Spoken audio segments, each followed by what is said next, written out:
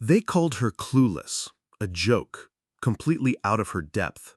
She had no teaching degree, no classroom management skills, and the students at Lincoln High School were ready to eat her alive. But when an active shooter alert locked down the school, this quiet substitute teacher would single-handedly neutralize the threat, using skills that no one in room 237 could have imagined.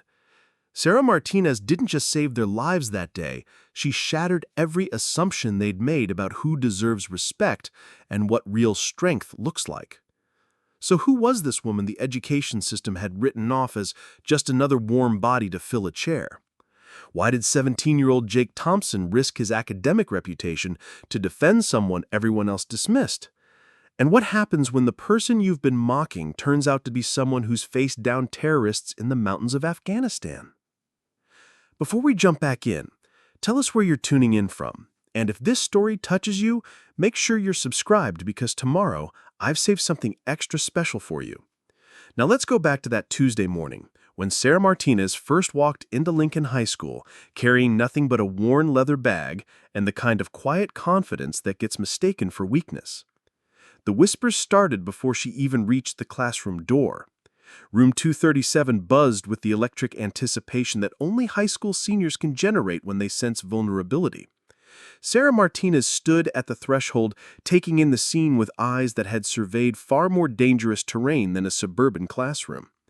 28 faces turned toward her, some curious, most calculating, all assuming they knew exactly what kind of easy day lay ahead of them. She was smaller than they expected. Maybe 5'4" in her sensible flats, with shoulder-length brown hair pulled back in a simple ponytail and wearing a navy blazer that had seen better days. No wedding ring, no designer accessories, nothing that screamed authority or demanded respect.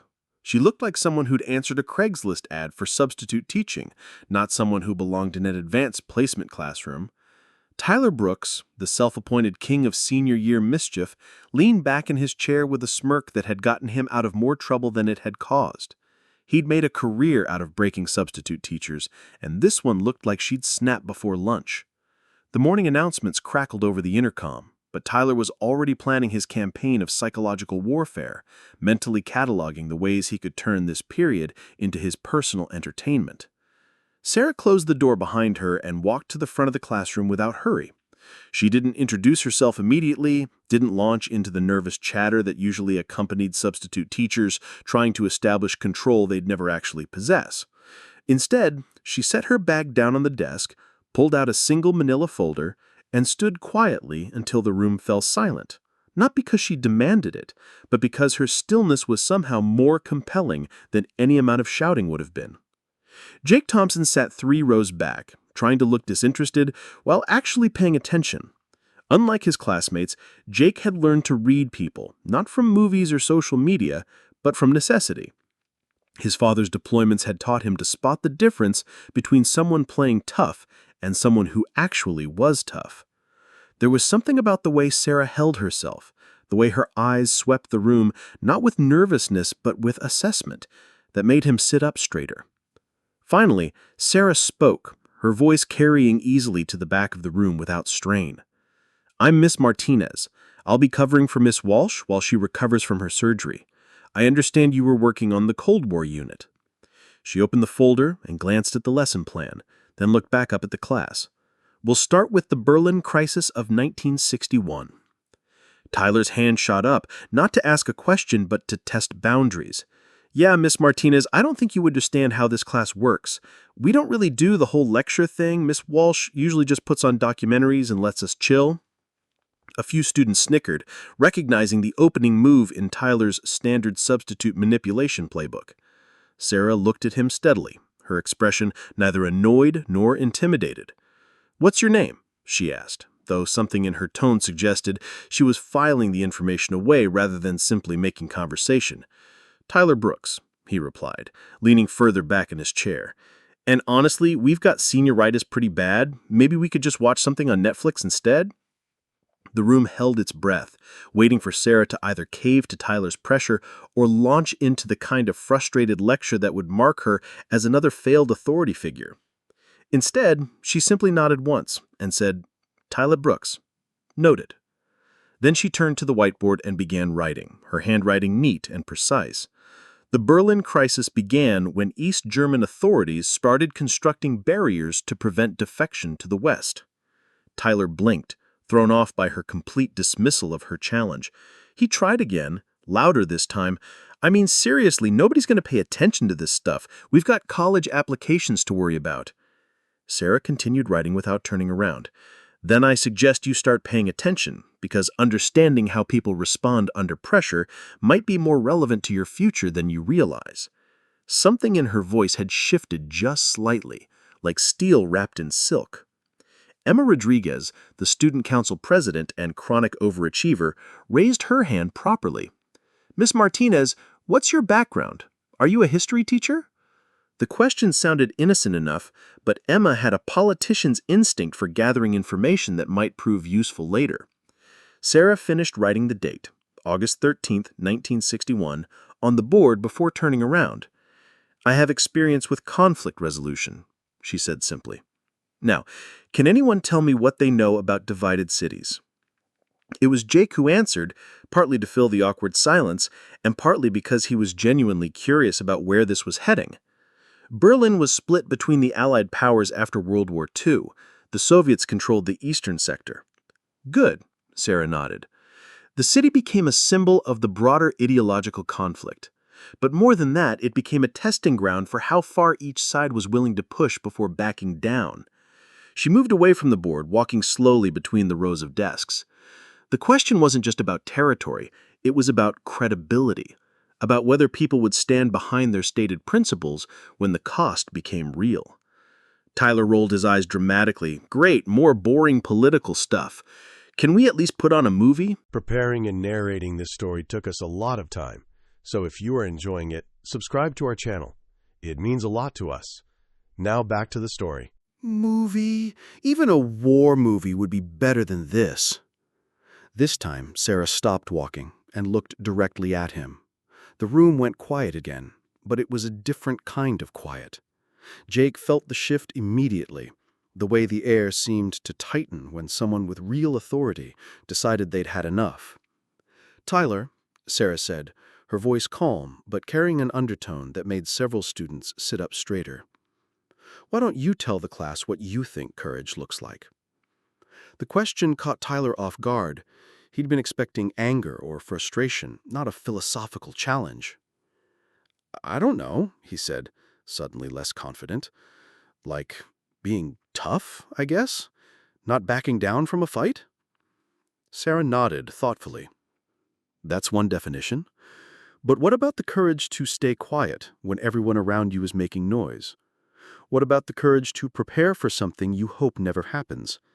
What about the courage to be underestimated because it serves a larger purpose?" The room was completely silent now. Even Tyler seemed to realize that something had shifted, though he couldn't quite identify what. Sarah Martinez wasn't teaching history anymore. She was saying something else entirely, something that felt personal and immediate in a way that made everyone pay attention despite themselves. David Kim, who rarely spoke in class, surprised everyone by raising his hand. "Ms. Martinez, have you ever been in a situation where you had to show that kind of courage?" Sarah looked at him for a long moment, and Jake could have sworn he saw something flicker across her expression, gone too quickly to identify. "We all have, David. We just don't always recognize it at the time." She returned to the front of the class. The Berlin Wall went up overnight. Citizens woke up to find their city divided by barbed wire and concrete. Families were separated without warning. The question everyone faced was simple. What do you do when the world changes around you and nobody asks your permission? For the remaining 30 minutes of class, Sarah taught with a clarity and intensity that none of the students had expected.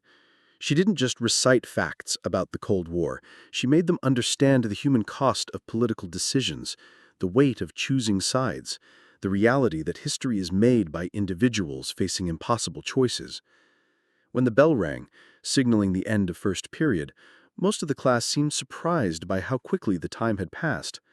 As students gathered their books and headed for the door, Jake lingered, pretending to organize his backpack while actually watching Sarah. She was cleaning the whiteboard with the same methodical precision she'd used for everything else, her movements economical and purposeful. There was something about the way she carried herself that reminded him of his father's military friends, a quality he couldn't quite name but definitely recognized. Tyler, still smarting from being intellectually outmaneuvered, couldn't resist one final attempt to regain his social status. As he reached the door, he turned back and said loud enough for the remaining students to hear, "Thanks for the lecture, Teach. Maybe tomorrow you can tell us about your extensive combat experience." The sarcasm dripped from every word, designed to get a reaction and restore his image as someone who couldn't be intimidated by authority figures. Sarah looked up from the whiteboard, meeting his eyes directly. For just a moment, Jake saw something in her expression that made his breath catch. It wasn't anger or hurt feelings. It was the look of someone deciding whether a response was worth the energy, the kind of calculation that suggested she had responses available that Tyler couldn't begin to imagine. But all she said was, "Have a good day, Tyler." The words were perfectly neutral, professionally appropriate, and somehow more unsettling than any angry retort would have been.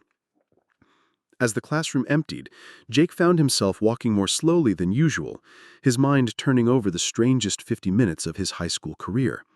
In the hallway, he could already hear the whispers starting, the post-class analysis that would determine Sarah Martinez's social fate at Lincoln High School. "She's totally clueless," she said. "Did you see how she just ignored Tyler? She has no idea how to handle a classroom." "I don't know," Emma Rodriguez replied thoughtfully. "There was something different about her. She actually made the Cold War interesting." "Please," Tyler interjected, rejoining his usual crowd of admirers. "She's just another substitute trying to sound smart. Give me a week and I'll have her crying in the faculty bathroom." Jake closed his locker harder than necessary, the metallic clang echoing down the hallway. He'd heard this kind of talk before, the casual cruelty that high school students wielded like a weapon against anyone who didn't fit their expectations. Usually he stayed out of it, kept his head down and focused on getting through senior year without drama. But something about the way Tyler was talking about Sarah Martinez bothered him in a way he couldn't quite explain. The rest of the morning passed in a blur of routine classes and familiar faces, but Jake found his thoughts returning to room 237 and the woman who taught history like she had lived it. During lunch, he sat with his usual group of friends, half listening to their conversation about weekend plans and college interviews while scanning the faculty table across the cafeteria. Sarah sat alone at the far end of the table, eating a simple sandwich and grading papers with the same focused attention she'd brought to everything else. The other teachers chatted and laughed around her, but she seemed content with her solitude, occasionally glancing up to observe the controlled chaos of the lunchroom with those same assessing eyes. "Earth to Jake?" his friend Marcus said, snapping his fingers. "You're spacing out, man. What's up?"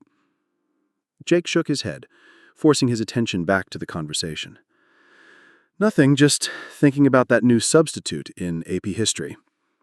"Oh, the one Tyler is already planning to destroy?" Marcus grinned. "I heard she tried to actually teach something. Poor woman has no idea what she's walking into." "Maybe that's not a bad thing," Jake said quietly, surprising himself with the words.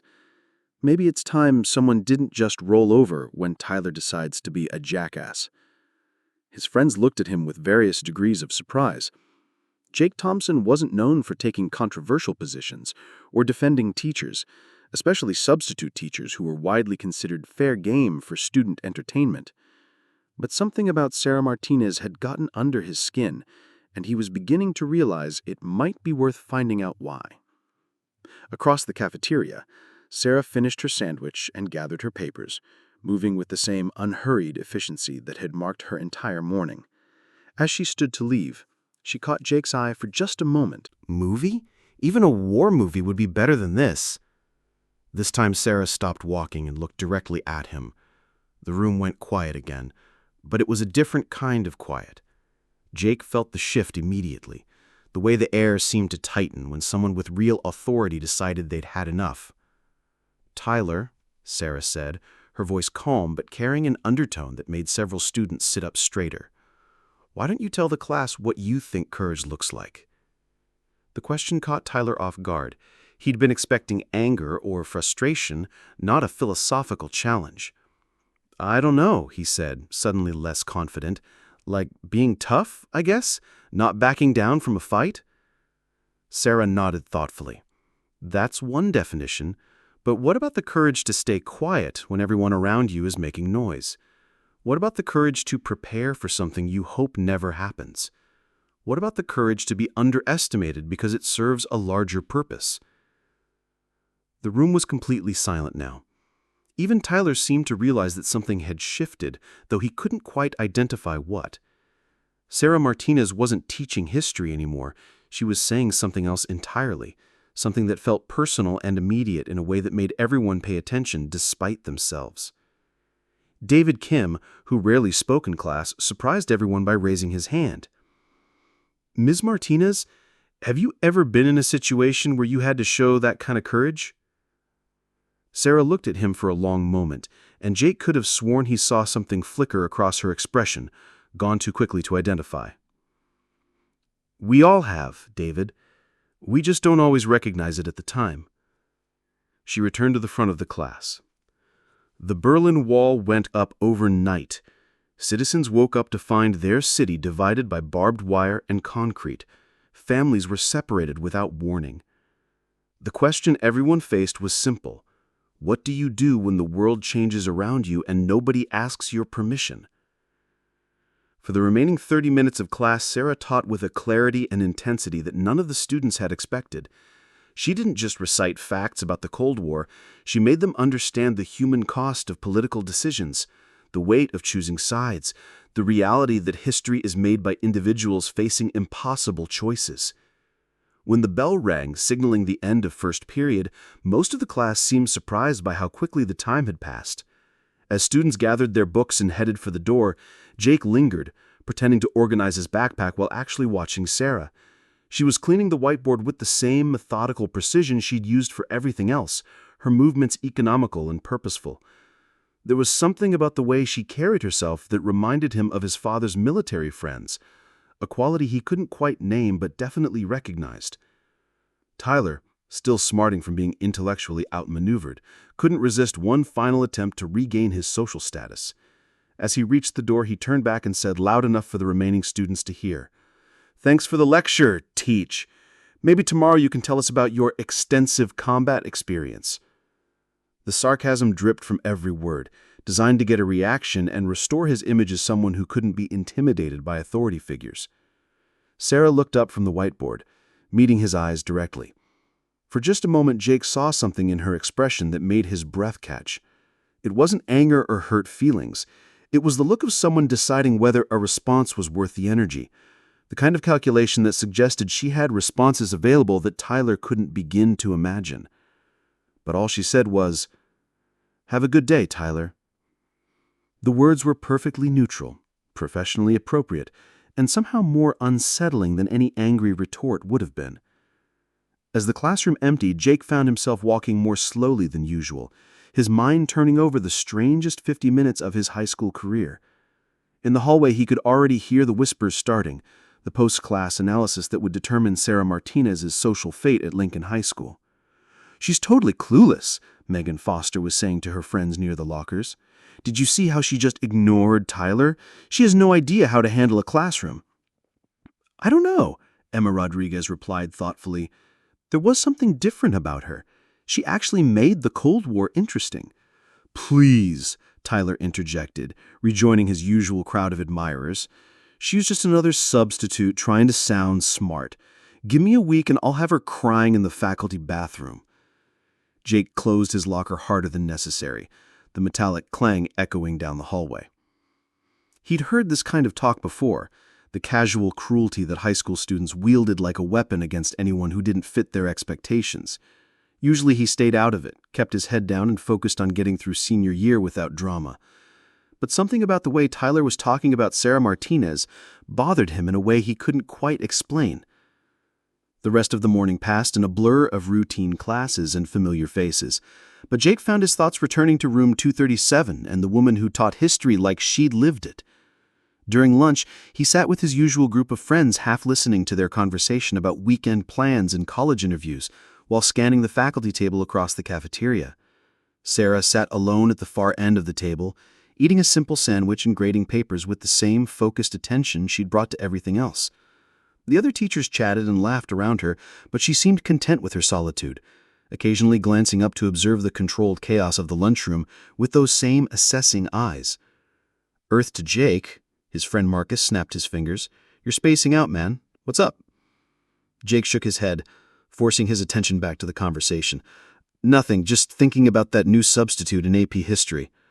"Oh, the one Tyler's already planning to destroy," Marcus grinned. "I heard she tried to actually teach something. Poor woman has no idea what she's walking into." "Maybe that's not a bad thing," Jake said quietly, surprising himself with the words. "Maybe it's time someone didn't just roll over when Tyler decides to be a jackass." His friends looked at him with various degrees of surprise. Jake Thompson wasn't known for taking controversial positions or defending teachers, especially substitute teachers who were widely considered fair game for student entertainment. But something about Sarah Martinez had gotten under his skin, and he was beginning to realize it might be worth finding out why. Across the cafeteria, Sarah finished her sandwich and gathered her papers, moving with the same unhurried efficiency that had marked her entire morning. As she stood to leave, she caught Jake's eye for just a moment. About nuclear deterrence theory. Most telling of all, Tyler Brooks walked out of the classroom in uncharacteristic silence, his usual post-victory swagger replaced by something that looked almost like thoughtfulness. Stevens had never seen Tyler emerge from a confrontation with authority looking anything other than triumphant or defiant, but this was something new entirely. Sarah appeared in the doorway a moment later, erasing the whiteboard with the same methodical precision Stevens had noticed in everything else about her presentation. She moved like someone accustomed to cleaning up after herself, to leaving no trace of her presence for the next person who would use the space. It was a small detail, but Stevens had learned to pay attention to small details when evaluating people who worked with teenagers. "Ms. Martinez," he said, stepping forward, "I'm Coach Stevens. Welcome to Lincoln High School." Sarah looked up from the board, meeting his eyes with the same direct gaze she'd used with her students. "Thank you," she said simply. "How long have you been here?" 23 years, Stevens replied, automatically falling into the conversational pattern he used with new faculty. "Started here right out of college, back when this place had half as many students and twice as many resources." He gestured toward the classroom. "How are you finding the transition to teaching?" Sarah finished erasing the board before answering, a pause that Stevens initially interpreted as nervousness, but gradually realized might be something else entirely. "The students are more engaged than I expected," she said finally. "They're dealing with a lot of pressure, but they're still curious about the world beyond their immediate concerns." It was an oddly perceptive comment for someone who'd supposedly never taught before, and Stevens found himself reassessing his initial assumptions about Sarah Martinez. Most new substitutes either complained about student behavior or made grandiose statements about inspiring young minds. Sarah's observations suggested she'd been paying attention to subtleties that usually took months of classroom experience to recognize. "Tyler Brooks can be a handful," Stevens said, testing the waters. "He has a tendency to challenge authority figures, especially substitutes." Sarah's expression didn't change, but something in her eyes suggested she'd already figured out everything Stevens was trying to tell her about Tyler, and had filed it away for future reference. "Everyone challenges authority," she said quietly. "The question is whether they're challenging it because they don't respect it, or because they're trying to figure out whether it deserves their respect." The comment stopped Stevens cold. In 2 sentences, Sarah had articulated something he'd been trying to explain to administrators and parents for over 2 decades, that teenage rebellion wasn't always about disrespect, but often about testing whether adults had earned the authority they claimed. It was the kind of insight that usually came from years of working with adolescents, not from someone filling out substitute teacher forms for the first time. "That's a sophisticated way to look at classroom management," Stevens said carefully. "Have you worked with teenagers before?" Sarah shouldered her worn leather bag, the gesture somehow managing to signal both departure and polite dismissal of further questions. "I've worked with people in high-stress situations. Age doesn't change the fundamentals as much as you might expect."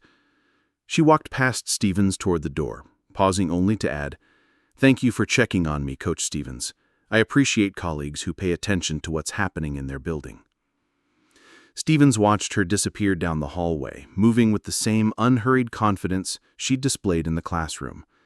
There was something about Sarah Martinez that didn't fit the usual substitute teacher profile, something that made him think Lincoln High School might have accidentally hired someone far more qualified than her paperwork suggested.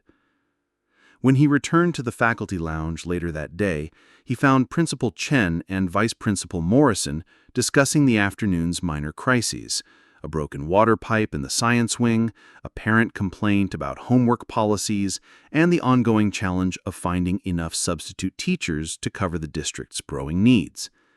"How's the new substitute working out?" Chen asked when Stevens joined them at the coffee machine. Stevens poured himself a cup, considering his words carefully. "She's different," he said finally. "The students actually seem to be learning something, which is more than we usually manage with emergency coverage." Morrison looked up from his paperwork with interest. "Different how?" "She knows how to handle Tyler Brooks," Stevens said simply, "and she talks about classroom management like someone who's actually thought about it, not just survived it." Chen raised an eyebrow. Her file didn't suggest any formal training in education. "No," Stevens agreed, "but she's got something that can't be taught in education courses. She understands authority, how to project it without demanding it, how to earn respect instead of expecting it." He took a sip of his coffee, tasting the familiar bitterness. "I don't know what her background is, but she's not your typical substitute teacher." The conversation moved on to other topics, budget concerns and scheduling conflicts that demanded immediate attention. But Stevens found himself thinking about Sarah Martinez throughout the rest of the day, wondering what kind of experience produced the particular combination of confidence and restraint he'd observed in room 237. By the time school ended, word had begun to spread through Lincoln High School's informal communication networks. Sarah Martinez wasn't like other substitute teachers. She didn't beg for respect or demand compliance through threats of detention. She simply taught as if she expected students to learn, and somehow, inexplicably, they did. The faculty who bothered to pay attention were intrigued. The students were confused, but oddly engaged. And Tyler Brooks, for the first time in his high school career, found himself dealing with an adult who seemed completely unimpressed with his usual arsenal of psychological manipulation. None of them realized they were looking at someone who'd learned classroom management in places where failure to maintain authority could mean the difference between life and death, where earning respect wasn't about education theory, but about survival.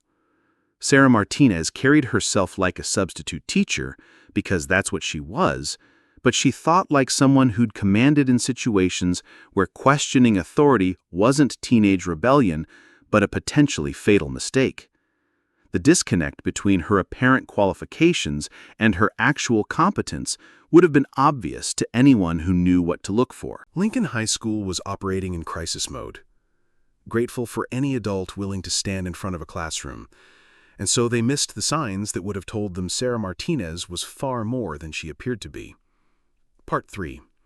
The mockery escalates. The next morning brought the kind of gray October weather that made even the most optimistic students at Lincoln High School feel the weight of another school day pressing down on them like a heavy blanket. Sarah Martinez arrived early, as she had the day before, parking her modest sedan in the far corner of the faculty lot and walking across the campus with the same measured pace that had begun to characterize her presence at the school.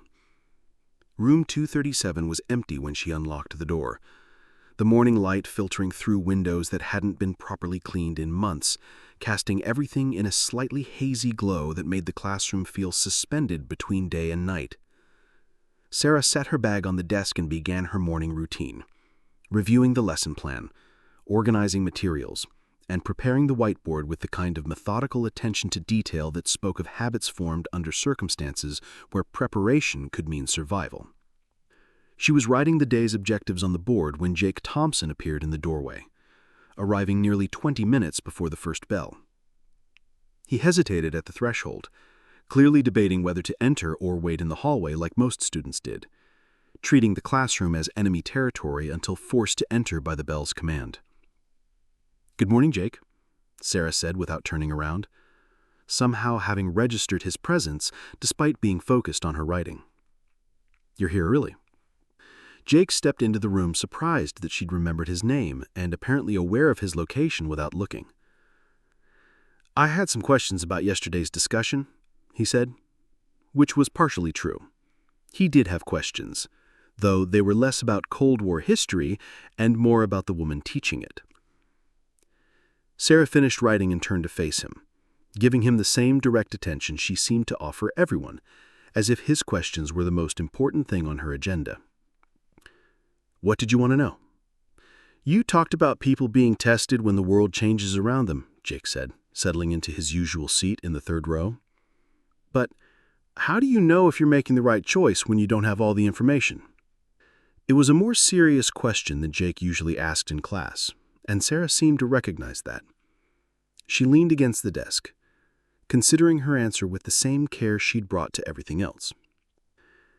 "You don't know if you're making the right choice. You can only know if you're making the best choice available to you with the information you have. The rest is about living with uncertainty and trusting your preparation."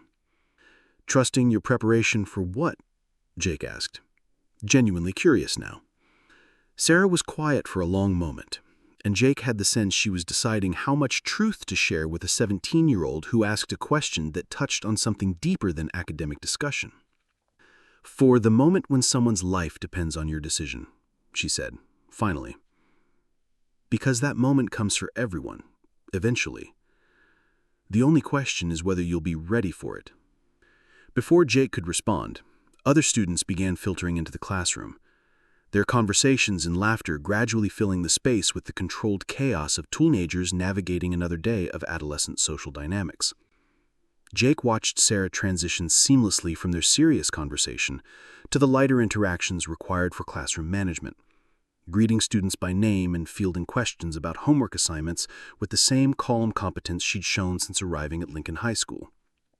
Tyler Brooks entered with his usual entourage, a carefully curated group of followers who amplified his social influence and provided an audience for his performances of casual rebellion.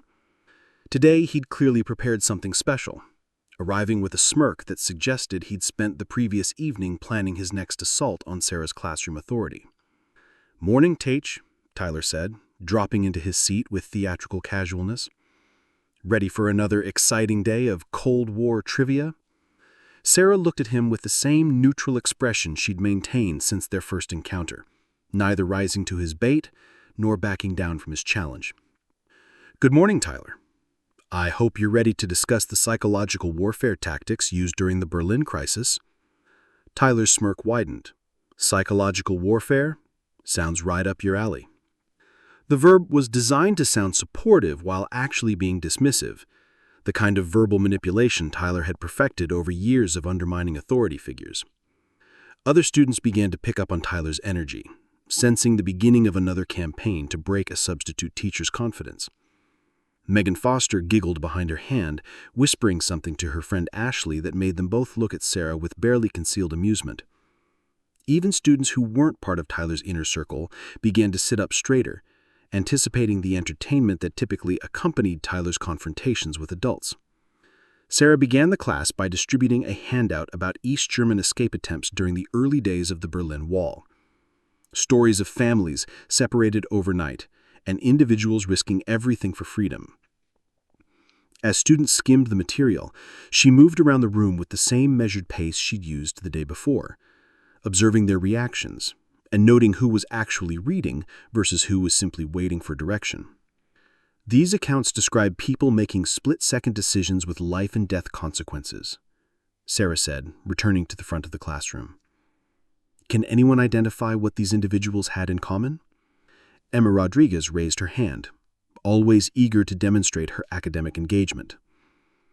They were all willing to risk everything for something they believed in? That's part of it, but look deeper. What did they all possess that enabled them to act when others couldn't? Jake found himself studying the handout more carefully, reading between the lines of the sanitized historical accounts. They all had some kind of plan, even if it was just a basic idea of how to get from point A to point B. Exactly, Sarah said, and Jake felt a small surge of satisfaction at her approval. They'd thought through the possibilities before the moment arrived. They'd prepared mentally for scenarios they hoped they'd never face. Great, so we're supposed to learn life lessons from people who lived 60 years ago? How exactly is this going to help us with college applications? Rally other students to Tyler's perspective, painting Sarah's teaching as irrelevant to their immediate concerns. Several students nodded along, recognizing the familiar rhythm of Tyler's classroom disruptions. Sarah looked at Tyler for a long moment, and Jake caught something in her expression that reminded him of his father's reaction when someone questioned military protocols without understanding their purpose. Tyler, have you ever been in a situation where you had to make a decision that could affect other people's safety? Tyler laughed, spreading his arms wide in a gesture meant to encompass his privileged suburban existence. Not really my area of expertise, Teach. I'm more of a Netflix and chill kind of guy. The comment drew laughter from his followers, reinforcing Tyler's image as someone too cool to be bothered by serious topics. But Sarah didn't respond with the frustration or lecture that Tyler was clearly expecting. Instead, she simply nodded and said, "Then you're fortunate to live in circumstances where other people have made those decisions for you." The response deflated Tyler's momentum without giving him anything concrete to push back against. He'd been prepared for argument or capitulation, not acknowledgement that shifted the frame of reference entirely. The other students seemed equally confused by Sarah's refusal to engage in the kind of conflict they'd been anticipating. Sensing his loss of control over the classroom dynamic, Tyler tried a different approach. "So what's your expertise exactly, Ms. Martinez? I mean, where did you learn all this stuff about decision-making under pressure?" It was a direct challenge disguised as curiosity, and everyone in the room recognized it as such. Tyler was pushing for personal information he could use to undermine Sarah's credibility, looking for gaps in her background that he could exploit for future entertainment. Sarah met his gaze steadily, neither defensive nor evasive. "I've had jobs that required quick thinking in challenging situations," she said simply. "The specific details aren't relevant to understanding historical patterns." "Come on," Tyler pressed, emboldened by what he interpreted as evasion. "We're supposed to trust your teaching, but you won't even tell us what makes you qualified to talk about this stuff? For all we know, you're just reading from the teacher's manual." The accusation hung in the air, more serious than Tyler's usual classroom disruptions. He was questioning not just Sarah's authority, but her competence, suggesting she was fraudulent in a way that demanded response. The other students watched with the fascination of spectators at a car accident, waiting to see how Sarah would handle this more direct assault on her credibility. Sarah was quiet for what felt like a long time, though it was probably only a few seconds. When she spoke, her voice carried a different quality, still calm, but with an undertone that made several students sit up straighter. "Tyler, I understand that you're testing boundaries. That's normal behavior for someone your age in this kind of environment. But let me be very clear about something." She moved closer to Tyler's desk, not aggressively, but with the kind of purposeful movement that suggested she was accustomed to commanding attention in far more challenging circumstances than a high school classroom. "My qualifications aren't determined by your understanding of them. My effectiveness isn't dependent on your approval, and my authority in this classroom isn't subject to your verification." The room went completely silent. Tyler's usual supporters looked uncertain, recognizing that Sarah's response had shifted the dynamic in a way they hadn't anticipated. This wasn't the defensive reaction of a substitute teacher losing control, but something else entirely, something that felt distinctly like a line being drawn in the sand. Tyler, to his credit, didn't back down entirely. "So we're just supposed to take your word for it? Trust the mysterious substitute teacher who won't answer basic questions about her background? For all we know, you're just reading from the teacher's manual." Sarah nodded once, as if Tyler had finally asked the right question. "Yes, Tyler, that's exactly what you're supposed to do. Because in the real world, you don't get to verify everyone's credentials before deciding whether to trust their judgment. Sometimes you have to make that decision based on their actions, not their resume." She returned to the front of the classroom, picking up the lesson where she'd left off, as if the entire exchange had been a planned part of the discussion. Now, let's talk about how the people described in these accounts made trust decisions about strangers who claimed they could help them escape. For the rest of the period, Tyler remained uncharacteristically quiet, clearly processing Sarah's response and trying to figure out how to gain his social standing after what felt suspiciously like a defeat. The other students seemed equally off balance, uncertain how to interpret a classroom confrontation that had ended without clear victory or surrender on either side. When the bell rang, students filed out with less chatter than usual, many of them still processing what they'd witnessed. Jake lingered again, pretending to organize his materials while actually observing Sarah's post-class routine. She erased the board with the same methodical precision, packed her materials with the same economy of movement, and showed no signs of the stress that typically accompanied substitute teachers after challenging periods. "Ms. Martinez?" Jake said as she prepared to leave for her next class. Sarah looked up, giving him the same focused attention she'd offered that morning. "What is it, Jake?" "That thing you said about trusting people based on their actions instead of their credentials, is that something you learned from teaching or from somewhere else?" Sarah shouldered her bag, considering the question with the same seriousness she'd brought to his earlier inquiry. "It's something you learn when credentials become irrelevant, when the only thing that matters is whether someone can do what needs to be done." She headed toward the door and then paused and looked back at Jake. "Why do you ask?" Jake shrugged, trying to look casual despite his growing certainty that there was far more to Sarah Martinez than anyone at Lincoln High School realized. "Just curious about where good teachers come from." Sarah's expression didn't change, but something in her eyes suggested she'd heard the real question behind his words. "Good teachers come from everywhere, Jake.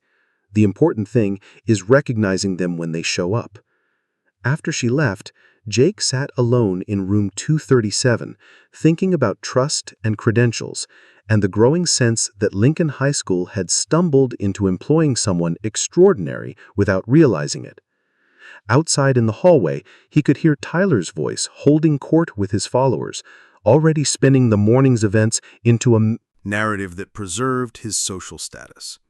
But Jake had been watching Sarah's face during Tyler's challenges, and he'd seen something that Tyler had missed entirely. She hadn't been defensive or uncertain or struggling to maintain control. She'd been patient, in the way that someone with real confidence could afford to be patient with people who posed no actual threat to anything that mattered. The question was, what had taught Sarah Martinez that particular kind of patience, and why she'd ended up in a suburban high school classroom instead of wherever people learned to project that level of quiet authority. Jake suspected the answer would be worth discovering if he could figure out how to ask the right questions. Part 4. First Glimpse of Hidden Strength. The incident that would change everything began during lunch on Thursday, 3 days after Sarah Martinez had first walked into Lincoln High School, carrying nothing but a worn leather bag and an air of quiet competence that no one had bothered to properly evaluate. The cafeteria buzzed with its usual controlled chaos, hundreds of teenagers navigating the complex social hierarchies that made high school dining rooms more complicated than most adults remembered or cared to acknowledge. Sarah sat alone at the far end of the faculty table, eating her simple lunch with the same methodical attention she brought to everything else, occasionally glancing up to observe the intricate dynamics playing out across the room. She'd positioned herself where she could see most of the cafeteria without appearing to actively supervise, a choice that would prove more significant than anyone realized at the time. At a table near the center of the room, Emma Rodriguez was engaged in animated conversation with her usual group of high-achieving friends, discussing college application strategies and debating the merits of various advanced placement courses. Emma had been student council president since her sophomore year, the kind of natural leader who commanded respect through competence rather than popularity, though she managed to maintain both with apparent ease. 3 tables away, Marcus Webb sat alone, picking at his lunch and trying to remain invisible in the way that teenagers who didn't quite fit Lincoln High School's social categories had perfected over decades of cafeteria survival. Marcus was brilliant in a way that made teachers notice him, and fellow students ignore him, the kind of intellectual intensity that earned good grades and social isolation in equal measure.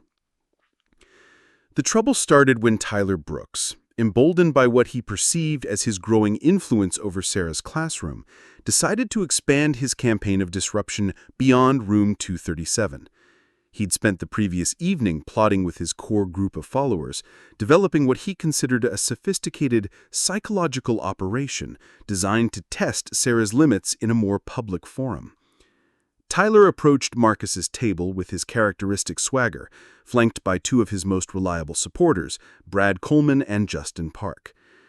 The move was calculated to draw attention without appearing overtly aggressive, the kind of social maneuvering that Tyler had elevated to an art form over his 4 years at Lincoln High School. "Hey, Marcus," Tyler said, sliding uninvited into the seat across from the smaller boy.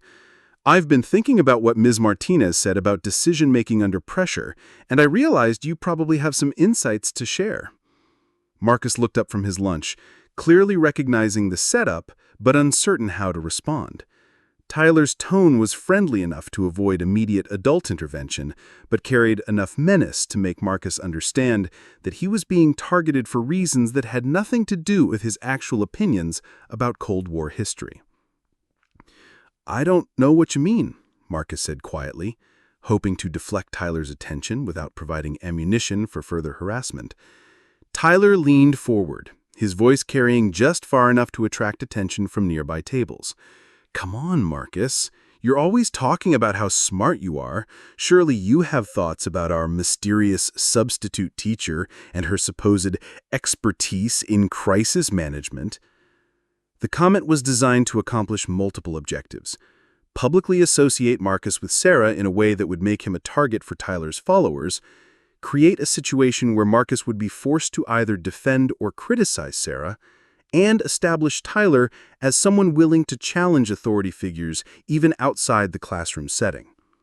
Marcus glanced around the cafeteria, recognizing that he'd become the center of unwanted attention and calculating his limited options for extraction. "I think she knows what she's talking about," he said finally, hoping honesty would end the conversation more quickly than evasion.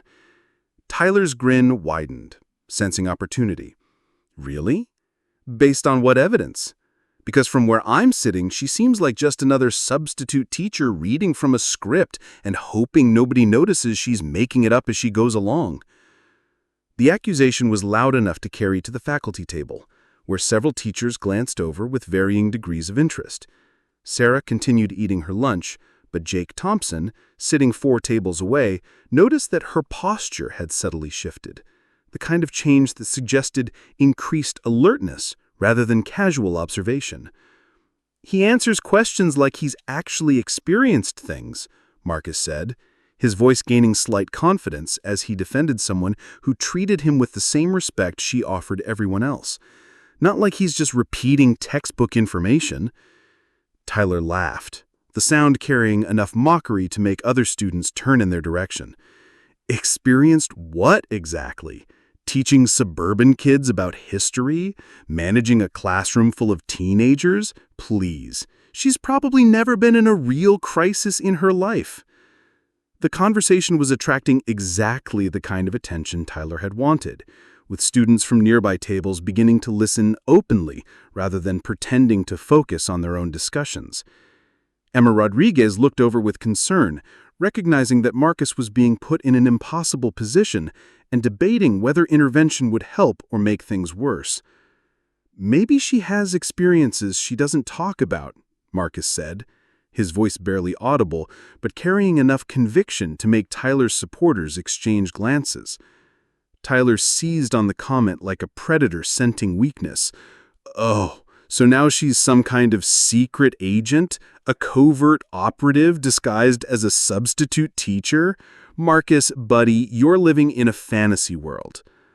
The mockery in Tyler's voice drew laughter from his followers, and nervous chuckles from students who didn't want to become targets themselves. Marcus's face flushed red, recognizing that he'd been maneuvered into defending a position that sounded ridiculous when repeated back to him. That's when the situation escalated beyond Tyler's carefully planned boundaries. Brad Coleman, apparently feeling that Tyler's psychological manipulation wasn't moving fast enough, decided to add physical intimidation to the mix. He stood up from his seat and moved around the table, positioning himself behind Marcus in a way that was technically non-threatening, but clearly designed to make the smaller boy feel trapped.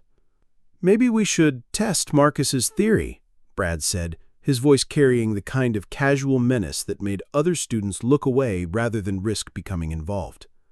"See how our substitute teacher handles a real crisis instead of just talking about historical ones." Marcus tried to stand, clearly wanting to escape the situation before it deteriorated further, but Brad's position behind his chair made movement difficult without physical contact that could be interpreted as aggression. The trapped feeling was exactly what Tyler's group had intended, a demonstration of power that would reinforce their social dominance while technically staying within the boundaries of plausible deniability. Jake Thompson watched the scene unfold with growing anger, recognizing the calculated cruelty behind Tyler's seemingly casual conversation.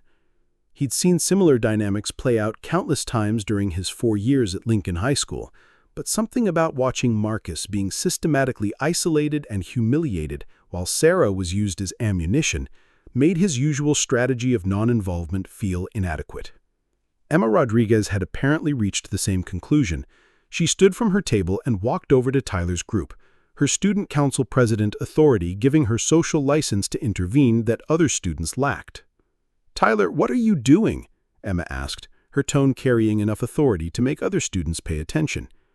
Tyler looked up with exaggerated innocence. "Just having a conversation with Marcus about our new teacher. Nothing wrong with discussing academic subjects, is there?" Emma looked at Marcus's flushed face and Brad's intimidating position, reading the situation with the political instincts that had made her successful in student government.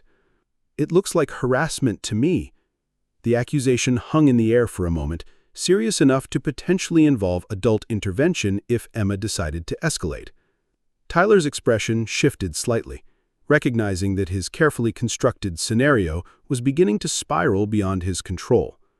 That's when Sarah Martinez stood up from the faculty table. She didn't rush or call out or make any dramatic gestures that would have attracted attention from across the cafeteria. She simply rose from her seat with the same measured movement she'd displayed since arriving at Lincoln High School, picked up her lunch tray, and began walking toward the developing confrontation with the kind of purposeful stride that suggested she'd assessed the situation and decided intervention was necessary. Jake watched her approach, noting details that he was beginning to recognize as significant. The way her eyes swept the room, cataloging positions and exits. The way her free hand stayed relaxed, but ready. The way she moved through the crowded cafeteria without bumping into chairs or students, as if she'd automatically calculated the most efficient path to her destination. Sarah reached Tyler's table just as Brad was leaning closer to Marcus, apparently preparing to escalate the physical intimidation. She set her tray down on the table with a soft click, that somehow managed to cut through the ambient noise of cafeteria conversation, drawing immediate attention from everyone in the immediate area. "Marcus," she said quietly, her voice carrying just far enough to be heard by the students directly involved, "would you mind helping me carry some supplies back to room 237? I could use an extra pair of hands." The request was perfectly reasonable, the kind of favor teachers regularly asked of students, but it carried an undertone that made everyone present understand that it wasn't really a request. Marcus looked up at Sarah with obvious relief, recognizing the lifeline she was offering without making his rescue obvious enough to increase his social vulnerability. "Sure, Ms. Martinez," Marcus said, standing quickly and stepping away from Brad's looming presence. Tyler, recognizing that his carefully orchestrated scenario was being dismantled, tried to regain control. "Actually, Ms. Martinez, we were just discussing your teaching methods. Marcus was telling us about your expertise in crisis management." Sarah looked at Tyler with the same neutral expression she'd maintained since their first encounter, showing no signs of irritation or defensiveness despite the obvious challenge in his words. Crisis management is about recognizing situations before they escalate beyond control. Prevention is always preferable to intervention. The comment could have been interpreted as general wisdom about classroom management, but something in Sarah's tone suggested she was speaking from more specific experience. Tyler's supporters exchanged glances, uncertain whether they were being lectured about cafeteria behavior or something more serious. "Of course," Tyler said, his voice carrying just enough sarcasm to maintain his image while avoiding direct confrontation. "I'm sure you've seen all kinds of crises in your extensive career." Sarah nodded once, as if Tyler had made a perfectly reasonable observation. "You'd be surprised what people are capable of when they think no one is watching," she said quietly. Then she turned to Marcus. "Ready to help with those supplies?" As Sarah and Marcus walked away from the table, Jake noticed that several other students were watching with expressions that suggested they'd witnessed something more significant than a simple teacher intervention. Emma Rodriguez looked thoughtful, her political instincts apparently picking up on subtleties that Tyler had missed entirely. Tyler himself seemed uncertain about what had just happened, clearly feeling that he'd lost control of the situation without understanding exactly how. His followers looked to him for direction, but Tyler's usual confidence had been replaced with something that looked suspiciously like confusion. The corridor outside the cafeteria felt different as Jake Thompson caught up with Sarah and Marcus, quieter somehow, as if the weight of what had just transpired in the dining hall was still settling around them like dust after an explosion.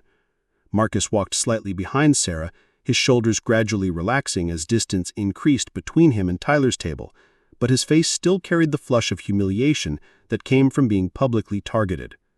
Sarah moved with the same measured pace she'd maintained since arriving at Lincoln High School, but Jake noticed she was taking a route that avoided the main hallways where clusters of students typically gathered between classes. It was a small detail, but one that suggested she'd automatically calculated the most efficient path to her destination. Understood the social dynamics of high school better than most adults who worked in educational settings. "Miss Martinez," Marcus said quietly as they approached room 237, "thank you for getting me out of there. I know Tyler was just using me to get to you." Sarah unlocked her classroom door and held it open for both boys. "Tyler wasn't using you to get to me, Marcus. He was using me to justify targeting you. There's a difference, and it's important that you understand what it is." Jake followed them into the classroom, genuinely curious about the distinction Sarah was drawing. Marcus looked equally puzzled, settling into his usual seat, while Sarah moved to her desk and began organizing papers with the same methodical attention she brought to everything else. "I don't understand," Marcus admitted. "He was asking me questions about your teaching, making me defend you in front of everyone. How is that not about you?" Sarah looked up from her papers, giving Marcus the same patient attention she offered everyone who asked genuine questions. "Tyler's goal wasn't to embarrass me or challenge my authority. His goal was to isolate you from potential allies by making you the spokesperson for unpopular positions. He chose me as the topic because he calculated that defending a substitute teacher would make you look foolish to other students." Jake felt something click into place, a recognition of the sophisticated social manipulation Tyler had been attempting. "So, You were just the weapon he was using against Marcus, not the actual target. Exactly, Sarah nodded. Which means the solution isn't to defend my credentials or prove my competence.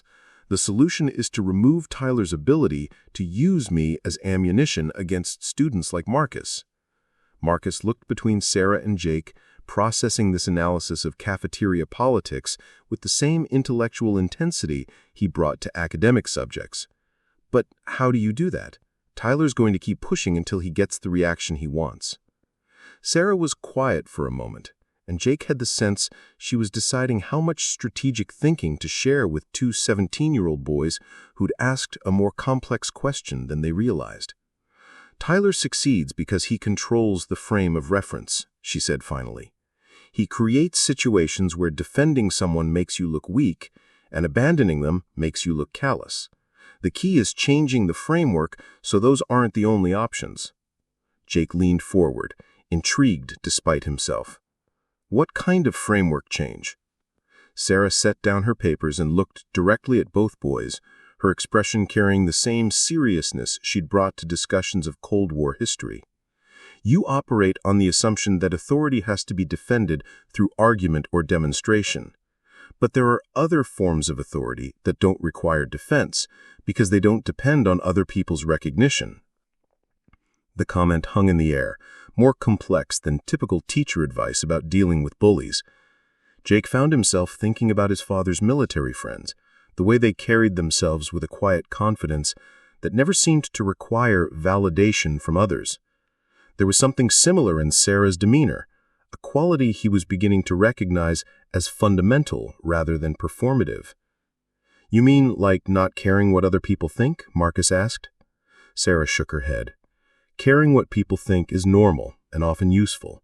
I mean operating from a foundation that doesn't shift based on other people's opinions.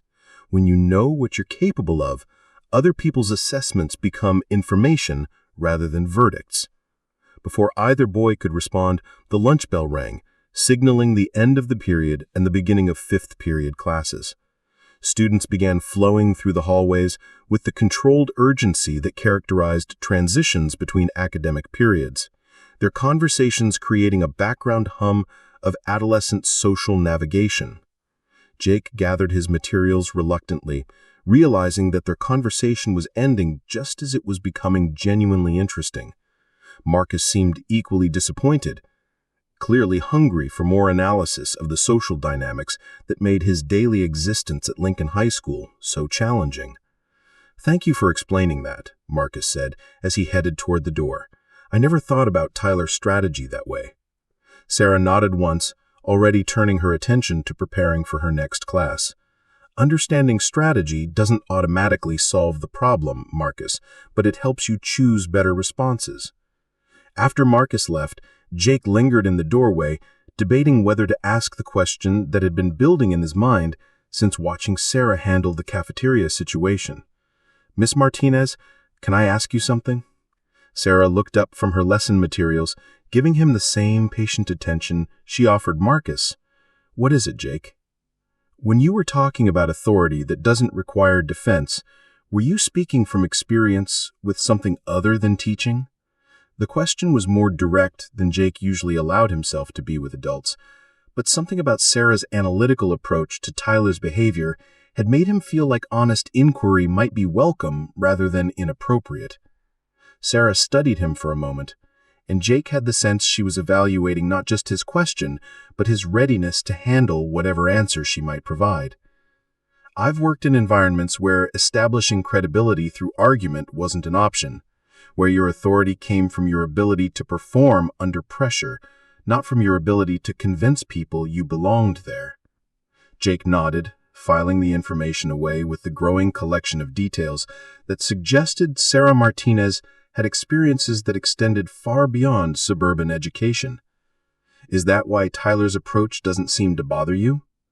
Sarah's expression softened slightly, the first hint of what might have been approval Jake had seen since their conversations began. "Tyler's approach is designed to work against people who need external validation to function effectively. When you've operated in situations where that kind of validation wasn't available, his tactics become relatively harmless. The observation made perfect sense to Jake, explaining the disconnect he had noticed between Tyler's increasing frustration and Sarah's consistent calm.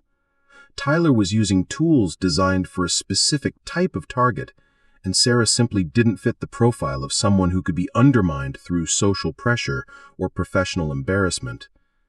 "The thing is," Jake said, working through his thoughts out loud, "Tyler's not going to stop just because his usual approach isn't working. If anything, he's going to escalate." Sarah nodded, acknowledging the accuracy of Jake's assessment. "That's very likely, which means the situation will probably get more complex before it resolves." Jake was about to ask what kind of The complexity Sarah was anticipating when the hallway outside room 237 erupted in voices that carried a different quality than typical between-class chatter. These were urgent voices, the kind that suggested something significant was happening somewhere in the building. Sarah moved to the door immediately, her response time suggesting she'd been unconsciously monitoring the ambient sound levels in the hallway and recognized the change as potentially significant. Jake followed, curiosity overriding his usual preference for avoiding school drama. In the corridor, they found students clustered around cell phones, their faces displaying the kind of excited concern that accompanied breaking news or developing crisis. Emma Rodriguez was standing near her locker, surrounded by her usual group of friends, all of them focused on her phone screen with expressions that mixed fascination and worry. "What's happening?" Jake asked David Kim, who was passing by with his backpack slung over one shoulder. David paused, glancing around to make sure he wasn't being overheard by the wrong people. "Someone posted a video of what happened in the cafeteria. Tyler and his friends confronting Marcus, Ms. Martinez intervening. It's all over social media." Jake felt his stomach drop, recognizing the potential implications of having their lunchtime confrontation broadcast to the wider Lincoln High School community. Sarah remained perfectly still beside him, but he noticed her eyes were moving systematically across the hallway, cataloging student reactions and apparently calculating the social ramifications of having her intervention documented and distributed. "Who posted it?" Jake asked, though he suspected he already knew the answer. "Anonymous account," David replied, "but the video quality suggests it was shot deliberately, not just someone who happened to be recording. And the way it's edited makes Tyler look like he was standing up to teacher favoritism rather than targeting Marcus." The information confirmed Jake's worst suspicions. Tyler hadn't just escalated his campaign against Sarah and Marcus, he'd weaponized social media to reshape the narrative of what had occurred in the cafeteria. The video would allow him to control how the incident was interpreted by students who hadn't witnessed it directly, potentially turning Sarah's intervention into evidence of bias or inappropriate favoritism. Sarah stepped back into room 237, and Jake followed, noting that her demeanor hadn't changed despite the obviously problematic development. She moved to her desk and continued preparing for fifth period as if nothing had happened, her focus apparently unaffected by the knowledge that her actions were being scrutinized and potentially misrepresented to the entire school community. "Aren't you concerned about the video?" Jake asked, genuinely puzzled by her apparent calm. Sarah looked up from her materials, meeting his eyes with the same steady gaze she'd maintained throughout their conversation. "Concern would be appropriate if I had something to hide, or if my effectiveness depended on popular opinion. Since neither of those conditions apply, the video is simply information." Jake stared at her, trying to process the implications of her response. "But if students think you're playing favorites, or that you can't handle classroom management without taking sides, that could affect your ability to teach." Sarah nodded, acknowledging the validity of his concern while clearly not sharing it. "It could affect some aspects of my position here, yes. But my ability to teach has never depended on universal approval from students or colleagues. Good teaching happens when you focus on the students who are ready to learn, regardless of the social context surrounding that interaction." Explain what you mean by interpreted by students. Tyler's confidence grew, clearly believing he'd successfully put Sarah on the defensive. I mean that when teachers pick favorites or get involved in student conflicts, it sends a message about fairness and professional boundaries. Some people might see that as inappropriate. The accusation was more direct than Tyler's previous challenges, explicitly questioning Sarah's professional judgment and suggesting she'd violated ethical standards in her treatment of Marcus. Several students shifted uncomfortably in their seats, recognizing that Tyler was pushing boundaries that could have serious consequences for everyone involved. Sarah nodded thoughtfully, as if Tyler had raised a legitimate concern worthy of serious consideration. You're absolutely right that teacher actions send messages to students. What message do you think I should have sent in that situation? The response surprised Tyler, who'd been prepared for defensiveness or anger, not engagement with the underlying question. He hesitated, clearly not having prepared for Sarah to treat his challenge as a genuine inquiry rather than an attack. Maybe that you trust students to handle their own problems without adult interference? Tyler suggested, though his voice carried less certainty than his previous comments. Sarah looked around the classroom, making eye contact with several students before responding. That's one possible message. What are some others? Emma Rodriguez raised her hand, apparently deciding to engage with the discussion despite its potentially inflammatory nature. The teachers notice when students are being isolated or intimidated, and that they're willing to act when intervention is appropriate. Jake found himself raising his hand as well, surprising himself with his willingness to participate in what felt like a referendum on Sarah's actions. That preventing escalation is better than dealing with the consequences after something more serious happens. Sarah nodded, acknowledging both responses with the same seriousness she'd given Tyler's question. Those are all valid interpretations. The question is, which message serves the broader educational goals we're trying to achieve in this environment? Tyler looked around the room, clearly recognizing that the discussion had moved away from his intended attack on Sarah's credibility and toward a more complex examination of teacher responsibility and student safety. His followers seemed equally uncertain, no longer sure whether their leader was winning or losing the exchange. But shouldn't teachers be neutral? Tyler pressed, trying to regain control of the conversation. I mean, getting involved in student conflicts seems like taking sides. Sarah was quiet for a moment, and Jake had the sense she was choosing her words carefully, not because she was uncertain about her position, but because she wanted to be precise about the principle she was articulating.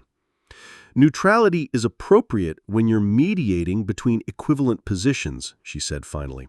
But when you're witnessing behavior designed to isolate and intimidate, neutrality becomes complicity. The question isn't whether to act, but how to act in ways that serve everyone's long-term interests. The statement carried more weight than typical classroom management philosophy, and Jake found himself thinking again about the experiences that might have taught Sarah to think about intervention and responsibility in such systematic terms. There was something in her analysis that suggested she'd faced situations where the consequences of action or inaction were far more serious than high school social dynamics. Tyler seemed to recognize that his social media gambit wasn't producing the results he'd anticipated. Instead of undermining Sarah's authority, the video had created a forum for discussing her decision-making in ways that revealed the sophistication of her thinking about complex interpersonal situations. Fine, Tyler said, his voice carrying an edge of frustration that suggested he was preparing to abandon subtlety in favor of more direct confrontation. But some of us think there's something weird about a substitute teacher who won't answer basic questions about her background but lectures us about crisis management like she's some kind of expert. The accusation hung in the air, more serious than Tyler's previous challenges because it explicitly questioned Sarah's credibility and suggested she was misrepresenting herself to students. Jake felt the tension in the room increase as other students recognized that Tyler was moving beyond classroom disruption towards something that could have real consequences for Sarah's employment. Sarah looked at Tyler for a long moment, and Jake caught something in her expression that reminded him of his father's reaction when someone questioned military protocols without understanding the stakes involved. Tyler, you're absolutely right that you don't know much about my background, but you're making an assumption that expertise requires external validation. She moved away from the whiteboard, walking slowly between the rows of desks in the same measured way she'd used since arriving at Lincoln High School. Some knowledge comes from education and credentials. Other knowledge comes from experience that can't be easily documented or explained in ways that satisfy curiosity. Tyler opened his mouth to respond, but Sarah continued before he could speak. The question you need to ask yourself is whether you're challenging my qualifications because you have genuine concerns about educational quality or because you're uncomfortable with authority that doesn't conform to your expectations. The observation cut to the heart of Tyler's motivation in a way that made several students look at him with new awareness. Jake realized that Sarah had identified something fundamental about Tyler's approach to adult authority: his need to test and challenge and ultimately control the terms of engagement with anyone who claimed jurisdiction over his behavior. "I'm just saying students have a right to know who's teaching them," Tyler replied, but his voice carried less conviction than before. Sarah nodded, accepting the principle while rejecting its application to their situation. Students have a right to effective teaching and a safe learning environment.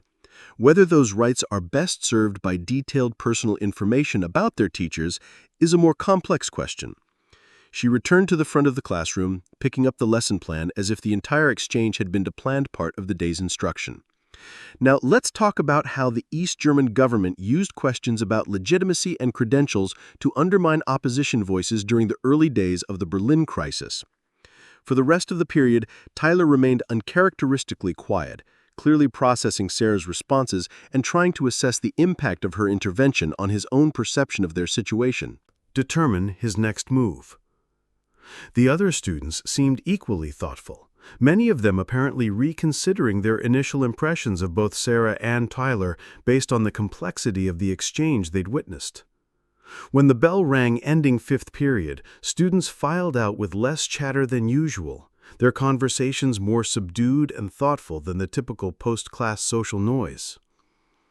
Jake noticed that several students looked at Sarah with expressions that suggested increased respect rather than the suspicion Tyler had been trying to cultivate. As Jake gathered his materials, he found himself thinking about authority and legitimacy, and the growing recognition that Sarah Martinez represented something far more complex than anyone at Lincoln High School had initially realized. Tyler's escalating campaign was revealing not just his own limitations, but the inadequacy of conventional frameworks for understanding someone who operated from fundamentally different assumptions about power and responsibility. The question was what would happen when Tyler finally realized that his usual tools were not just ineffective against Sarah, but were actually strengthening her position by forcing her to articulate principles that resonated with students who were ready to think more seriously about leadership and moral courage. Jake suspected the answer would determine not just the outcome of their conflict, but the kind of learning environment that would exist in room 237 for the remainder of Sarah's time at Lincoln High School. And based on what he'd observed over the past week, he was beginning to think that Tyler Brooks had seriously underestimated the person he'd chosen as his target. Part 4. First Glimpse of Hidden Strength.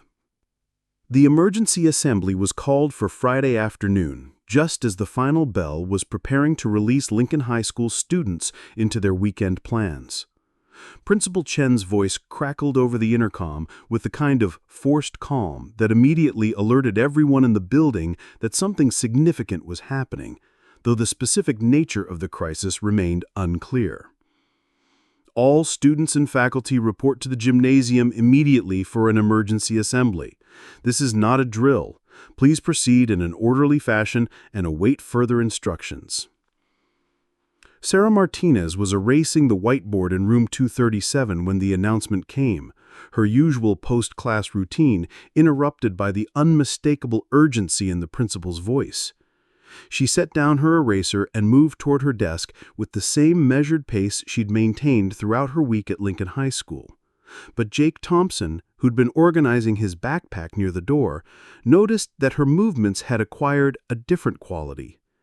It was subtle, the kind of change that would be invisible to someone who hadn't been paying attention to Sarah's behavior patterns, but Jake had developed a keen eye for the details that seemed to matter where Sarah was concerned. She wasn't rushing, but there was something more purposeful in the way she gathered her materials, something that suggested she was processing information and calculating possibilities rather than simply responding to administrative instructions. "Miss Martinez," Jake said as they joined the stream of students moving toward the gymnasium, "do you know what this is about?" Sarah looked at him with the same direct gaze she'd used throughout their conversations, but Jake caught something in her expression that reminded him of his father's demeanor during military briefings, a quality of focused attention that suggested she was tracking multiple variables simultaneously. Emergency assemblies usually indicate situations that require immediate communication to the entire school community, she said, which was technically accurate while revealing nothing about her own assessment of the circumstances. "We'll know more when we get there."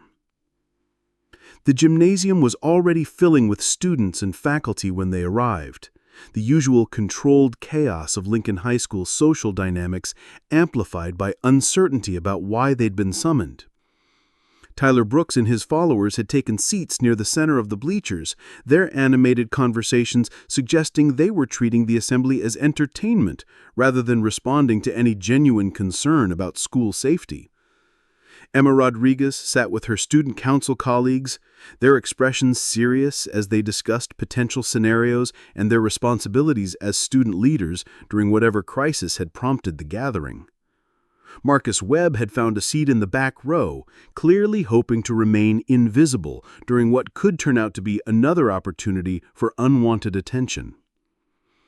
Coach Stevens positioned himself near one of the exits, his 23 years of experience at Lincoln High School having taught him that emergency assemblies sometimes required crowd control if information delivery didn't go smoothly.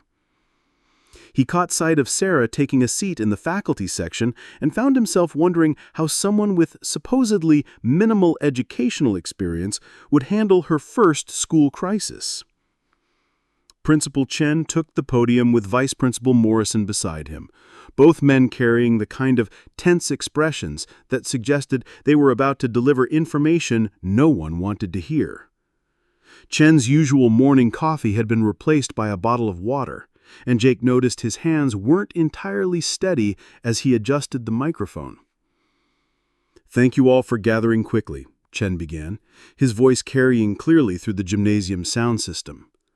"I need to inform you that we've received a credible threat against Lincoln High School that requires immediate attention from law enforcement and emergency response personnel." The gymnasium went quiet, in the way that large groups of people do when processing potentially life-threatening information, a silence that felt different from the usual assembly atmosphere.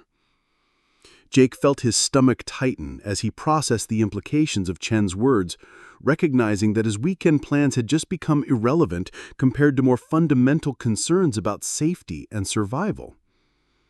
"The threat was received this morning through multiple channels and appears to be specifically directed at our school community," Chen continued, consulting notes that suggested he was reading from prepared remarks rather than speaking extemporaneously. Tyler Brooks leaned forward in his seat, his usual smirk replaced by something that looked suspiciously like genuine concern. Even his most dedicated followers seemed to recognize that this wasn't the kind of school drama they could treat as entertainment, their animated conversations fading into the same tense silence that had settled over the rest of the gymnasium. Morrison stepped forward to provide additional details, his voice carrying the kind of professional calm that suggested he'd prepared for this type of communication during his administrative training. "The threat specifically mentions targeting during school hours, which means we're implementing immediate lockdown procedures while law enforcement completes their threat assessment."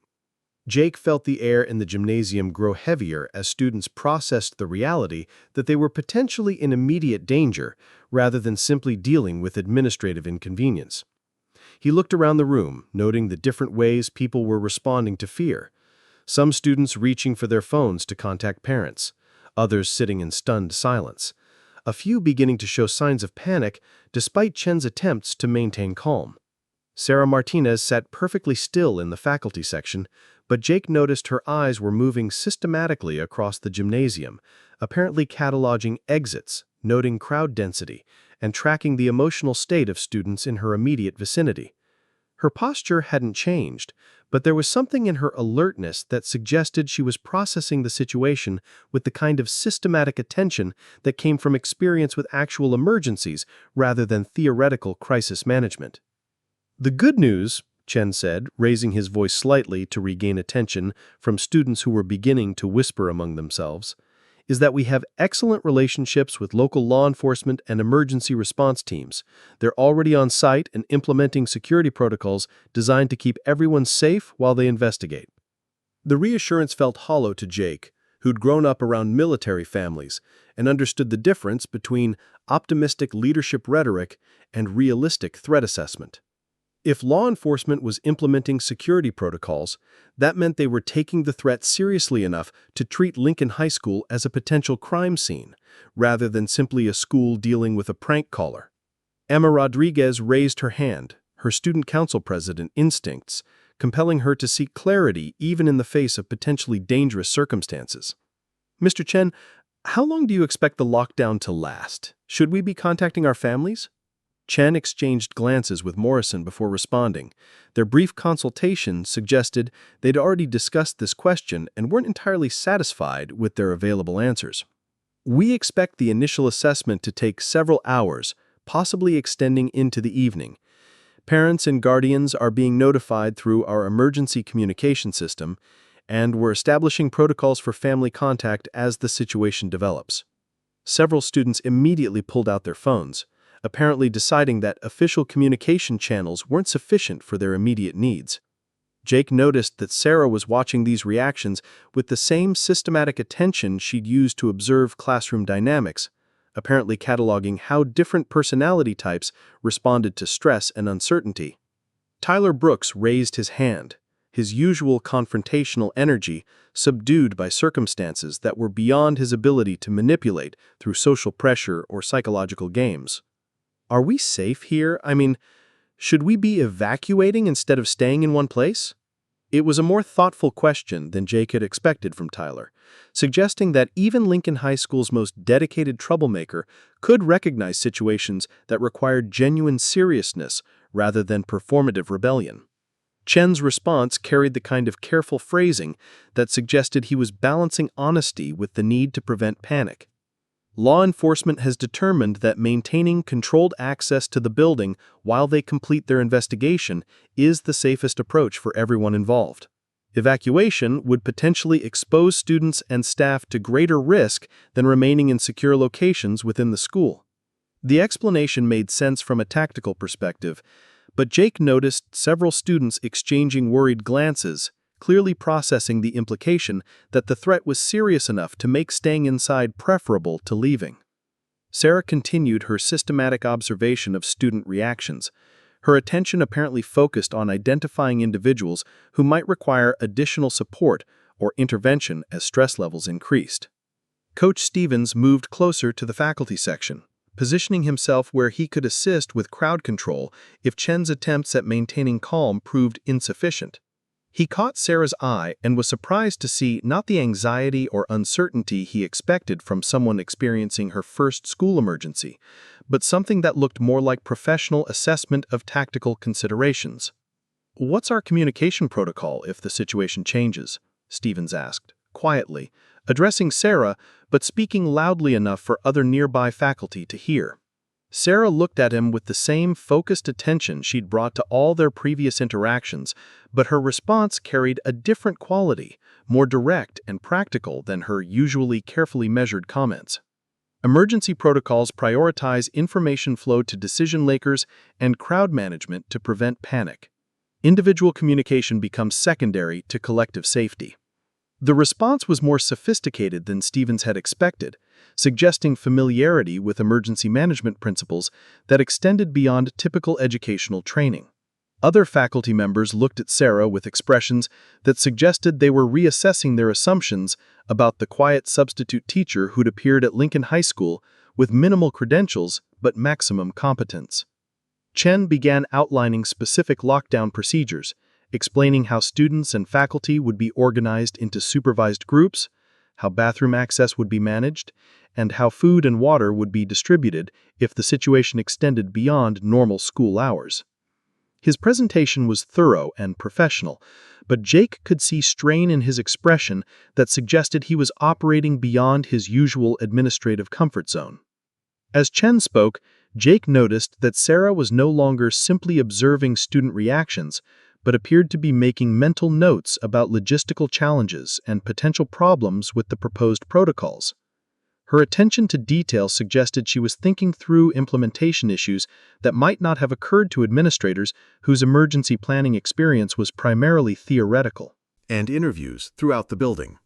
Chen's closing remarks emphasized that Lincoln High School had never experienced a serious security incident, and that current protocols were designed to ensure that record remained intact. As students began filing out of the gymnasium under faculty supervision, Jake found himself walking near Sarah and noticing details about her behavior that seemed significant in ways he couldn't quite articulate. She moved through the crowd without appearing rushed, but somehow ended up in positions where she could observe potential bottlenecks or problems before they developed into serious issues. More importantly, Jake noticed that several students seemed to naturally gravitate towards Sarah's vicinity, not because she was actively providing comfort or reassurance, but because something in her demeanor suggested competence and calm in a situation where those qualities were in short supply. Even Tyler Brooks, despite his week-long campaign against her authority, positioned himself where he could see Sarah's reactions to developing circumstances. "Miss Martinez," Emma Rodriguez said, catching up with Sarah as they moved toward the area where students were being organized into supervised groups. "Have you dealt with this kind of situation before?" Sarah looked at Emma with the same direct gaze she'd used throughout their previous interactions, but her response carried a different quality, more immediate and practical than her usual careful diplomacy. Emergency situations require clear thinking and systematic response. The specific details matter less than maintaining focus on priorities. Emma nodded, apparently finding Sarah's practical approach more reassuring than Chen's administrative optimism or Morrison's bureaucratic protocols. "What should we be watching for? I mean, as student leaders, how can we help keep everyone calm?" It was a sophisticated question that acknowledged Emma's leadership responsibilities while recognizing Sarah's apparent expertise in crisis management. Jake found himself paying close attention to Sarah's response, curious about how she would balance her role as a substitute teacher with whatever other experience had taught her to think about emergency situations in such a systematic terms. "Watch for students who are isolating themselves or showing signs of panic that could spread to others," Sarah said, her voice carrying the kind of practical authority that made Emma take mental notes. "Help maintain communication flow between groups, and don't hesitate to involve adults if you notice situations developing beyond your ability to handle." The advice was more specific and actionable than anything Jake had heard from other faculty members, suggesting that Sarah Martinez understood crowd psychology and emergency management from direct experience rather than training manuals. He found himself wondering what kind of background produced that level of practical knowledge about human behavior under stress. As they reached the area where students were being organized according to Chen's lockdown protocols, Jake noticed that several faculty members were looking to Sarah for input on logistical decisions, apparently recognizing something in her demeanor that suggested competence beyond her official role as a substitute teacher. "Sarah," Coach Stevens said, approaching with a clipboard containing room assignments, "what's your assessment of crowd management needs? Are we looking at potential problems with these groupings?" Sarah scanned the area where students were gathering, her eyes moving systematically across different clusters and apparently calculating factors that hadn't occurred to other adults present. "The current groups are too large for effective supervision if stress levels increase. Consider subdividing based on existing social connections rather than alphabetical organization." Stevens looked at his clipboard, then back at the student groupings, clearly recognizing the wisdom in Sarah's suggestion, but uncertain about implementing changes to protocols that had been developed by administrators who weren't present to authorize modifications. "That makes sense," Stevens said finally, "but I don't have authority to change assignments without administrative approval."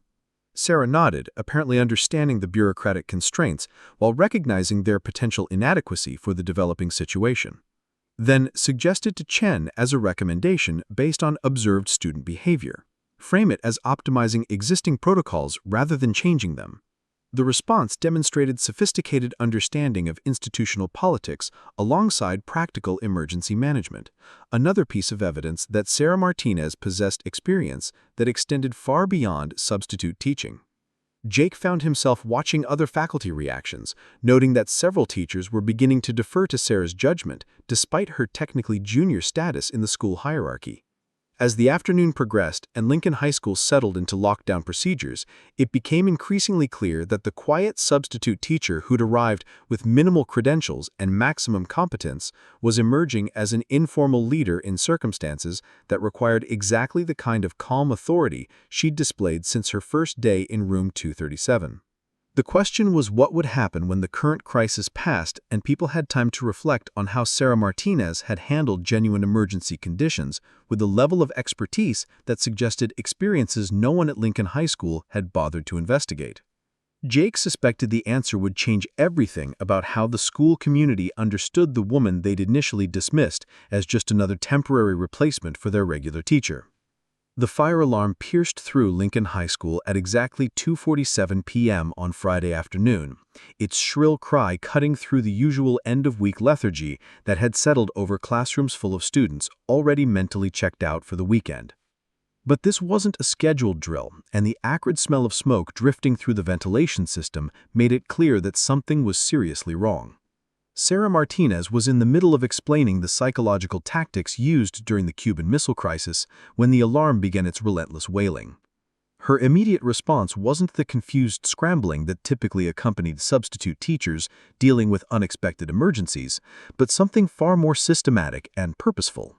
She moved to her desk, secured her materials with practiced efficiency, and began directing students toward the door with the kind of calm authority that cut through their initial panic.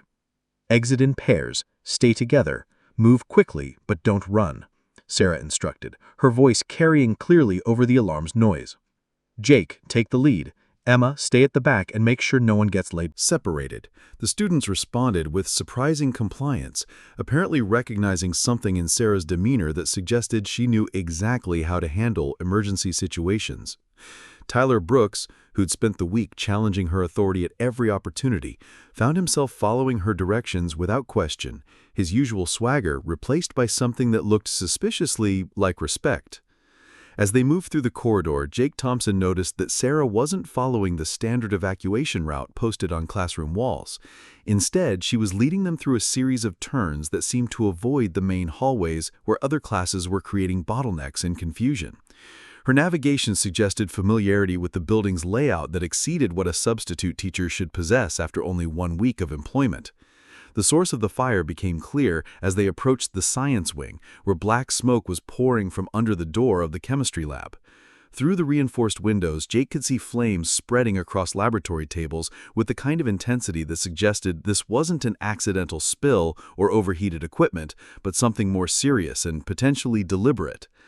What made the situation truly alarming wasn't just the fire itself, but the realization that Marcus Webb was nowhere to be seen among the students evacuating from that section of the building.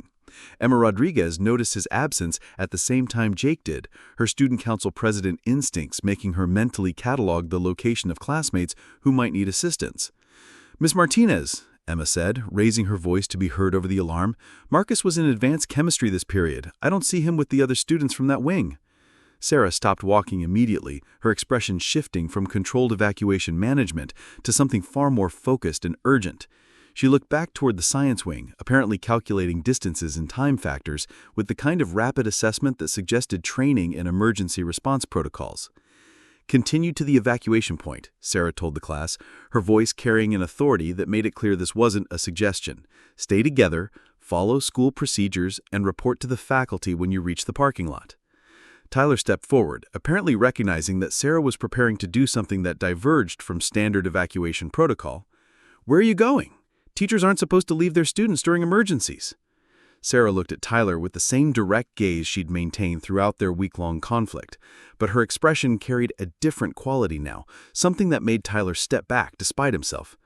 "Tyler, sometimes following procedures isn't enough. Sometimes you have to make decisions based on what's right, not what's required." She handed Emma her class roster and emergency contact information, the gesture somehow managing to transfer responsibility while maintaining her role as the adult in charge. "Emma, you're in charge until you reach the faculty. Make sure everyone gets counted and accounted for." Before anyone could protest, Sarah was moving back toward the science wing with the kind of purposeful stride that suggested she'd made similar decisions under similar circumstances before. Jake watched her disappear around the corner, fighting the urge to follow despite understanding that he'd probably just create additional problems for whatever rescue operation she was planning. The evacuation point in the school parking lot was chaos organized by administrators who were clearly operating beyond their usual comfort zone. Principal Chen stood near the school's main entrance with a clipboard, trying to coordinate with arriving fire department personnel while simultaneously accounting for students and faculty who were streaming out of the building in various states of organization. Coach Stevens had positioned himself near the student assembly area, using his natural authority to maintain order among teenagers who were beginning to understand that this wasn't a routine drill, but an actual emergency that could have serious consequences for people they knew and cared about. "Has anyone seen Marcus Webb?" Emma asked, approaching Stevens with the kind of urgency that immediately captured his attention. Stevens consulted his own roster, frowning as he realized that several students from the science wing hadn't yet appeared at the evacuation site. He should have been in advanced chemistry with Mrs. Patterson. Where's Patterson? The question sent a chill through the growing crowd of students and faculty as people began to realize that not everyone had made it out of the building. Mrs. Patterson was a 20-year veteran teacher whose advanced chemistry class was known for its rigorous laboratory work and hands-on experiments that sometimes involved materials requiring special safety protocols. Jake found himself scanning the crowd for any sign of Sarah, though he suspected she wasn't planning to appear at the evacuation site until she'd completed whatever mission had sent her back into a burning building. The realization that his substitute history teacher was currently conducting a solo rescue operation in conditions that had prompted professional firefighters to suit up in protective gear was both terrifying and somehow completely unsurprising. Fire Chief Maria Santos arrived on scene with the kind of professional efficiency that suggested she'd dealt with school emergencies before, though probably not under circumstances quite like these. Her initial assessment of the situation focused on containing the fire and ensuring that all personnel had been evacuated, but her plans were complicated by reports of missing individuals who might still be inside the building. "We've got 2 confirmed missing," Santos told Principal Chen after consulting with her team. "Mrs. Patterson and a student named Marcus Webb, last seen in the chemistry lab where the fire originated." Chen's face went pale as he processed the implications of having faculty and students unaccounted for during what was clearly a serious fire emergency. "Chief Santos, what's our protocol for potential rescues? Do we wait for your team to complete your sweep?" She was about to respond when one of her firefighters approached with information that changed the entire dynamic of the emergency response.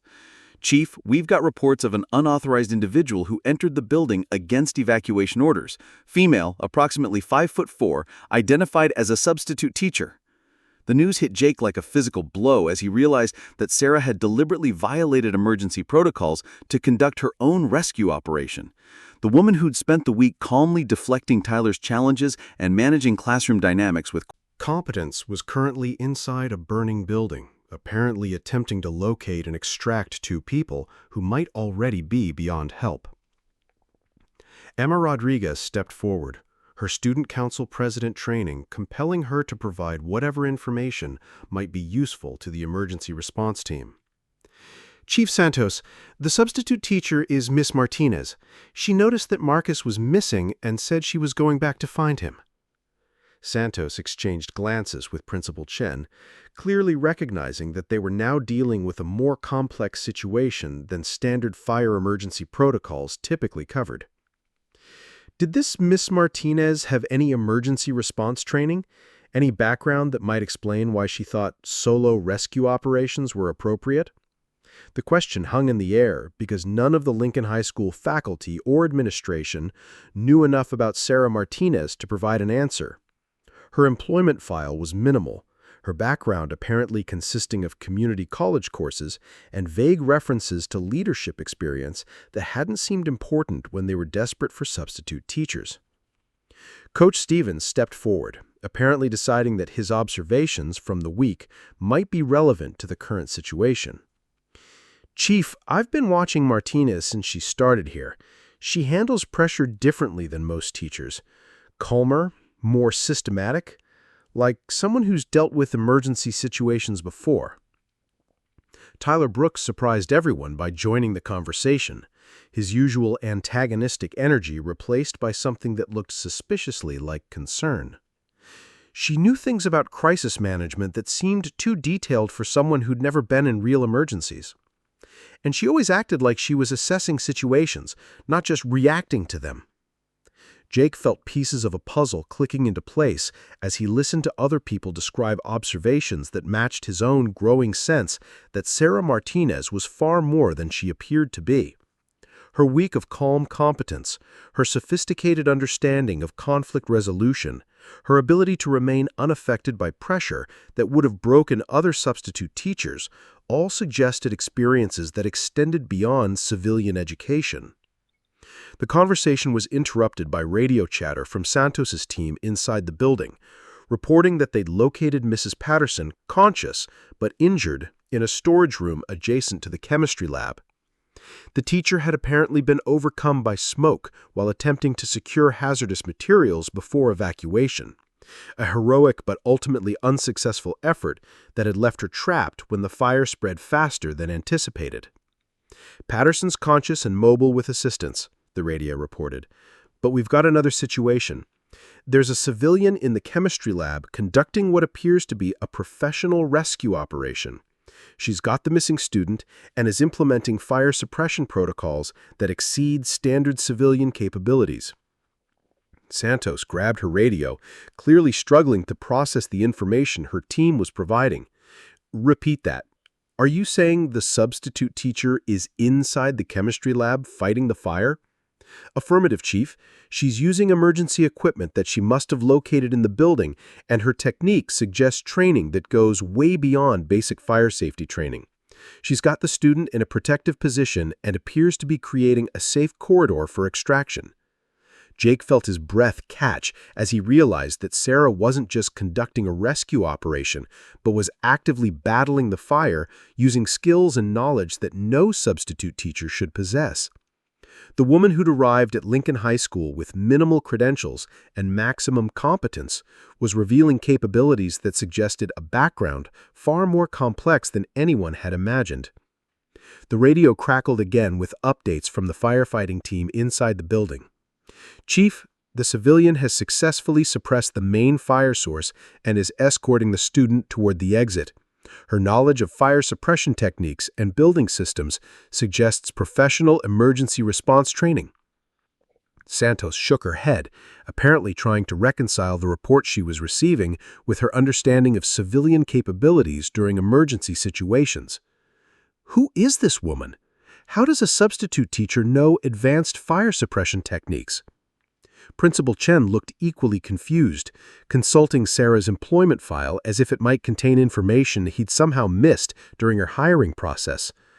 According to our records, she has community college coursework and some leadership experience, but nothing that would explain emergency response capabilities. Tyler stepped forward again, his voice carrying a different quality than his usual classroom challenges. She said something once about working in high-stress situations where quick thinking was required, and she talked about authority that doesn't require external validation, like she'd operated in environments where credentials didn't matter as much as performance.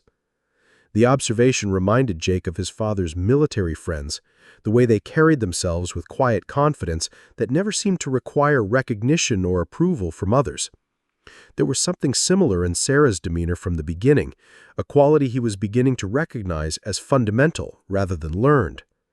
Emergency vehicles filled the Lincoln High School parking lot as news crews arrived to document what was shaping up to be a significant story about school safety and emergency response. The presence of media attention added another layer of complexity to a situation that was already stretching the normal boundaries of educational crisis management. Chief Santos coordinated with her team to establish a clear extraction route, recognizing that they were now dealing with a rescue operation being conducted by someone whose capabilities exceeded anything they had anticipated from civilian personnel inside the building. The chemistry lab door opened at 3:23 p.m., releasing a cloud of smoke that had been contained by whatever suppression techniques Sarah had implemented inside the room. Through the haze, Jake could see two figures moving toward the exit. Marcus Webb, conscious and mobile despite obvious smoke inhalation, and Sarah Martinez, supporting his weight while maintaining the kind of tactical awareness that suggested she was still assessing potential threats and obstacles. Result of Sarah's willingness to violate evacuation protocols in favor of direct action. The assembled crowd of students, faculty, and emergency responders watched in stunned silence as Sarah delivered Marcus to the waiting paramedics with the kind of professional efficiency that suggested she'd conducted similar handoffs under similar circumstances before. Her interaction with the medical team carried a quality of mutual respect that indicated recognition of shared training and experience. Chief Santos approached Sarah as the paramedics began their assessment of Marcus's condition. Her expression mixing professional curiosity with obvious admiration for someone who'd successfully conducted a solo rescue operation under conditions that challenged even experienced firefighters. Ms. Martinez, I need to ask you some questions about your background and your decision to enter the building against evacuation orders, Santos said, though her tone suggested respect rather than criticism. Sarah nodded, apparently unsurprised by the request for information about her qualifications and experience. Of course, Chief Santos, I understand that my actions require explanation.